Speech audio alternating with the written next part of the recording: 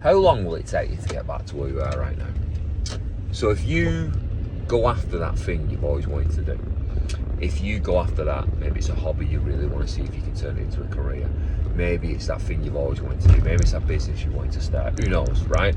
Whatever it is, if you make that step, and it doesn't always have to be a big step, it might just be a little step in that direction. But let's say you are going to make, a significant one. Maybe you're going to reduce your hours, say. Maybe you're going to do something part-time while you do something on the side. Who knows? How long will it take you to get back to where you are? That's something I first read it in a Tim Ferriss book, and it really served me well, because at the time I was a retail manager, and my thought was, well, if I leave this, how long will it be for me to get back to that? And it's not very long at all. Even now, 10, 11 years later, I'm pretty confident that if I wanted to get into a retail management job somewhere, I could do the interviews, I could tick the boxes, and I could get that job, right? So even now, 11 years later, I could step right back in where I left off. Don't want to, don't intend to, but I could. And I bet you could too. And even if it took you a while to get where you are, well, how many things have you learned along the way? How many mistakes have you made? How many lessons have you learned the hard way?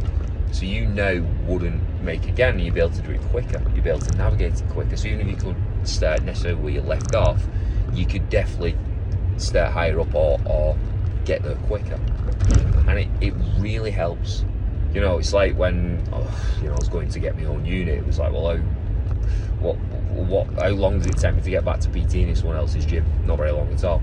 Okay, you're gonna leave having a gym and you're gonna instead just have a little unit and treat people. Well, if you wanted to get back to PT, how would you do it? Well, I'd stay in someone else's gym. I would then maybe get blah blah blah. Weren't that long. I could still do that now, but that's not what I want to do. The point is, that's a kind of a thing that I always use whenever I'm thinking about a new challenge, a new chapter, a new a side step, whatever. Making one right now. I'm stepping away from the fitness industry. Yes, I'm still within it, but what I mean is I'm not doing what everyone else is doing. If anything, I'm kind of advising people against using the gym.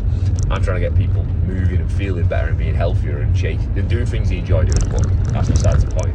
The point is, it gets a bit scary. It gets lonely. People are going to say negative things. People are going to shit on your dream. People are going to feed them doubts, But something that really helps me is thinking that if I do this now, how long will it take me to get right back to where I am? And it's usually not that long. Sometimes it's not long at all. Sometimes it's immediate, So if you're thinking about taking that step, if you're thinking about doing something that scares you, making a change, just think about that. How long will it take you to get back?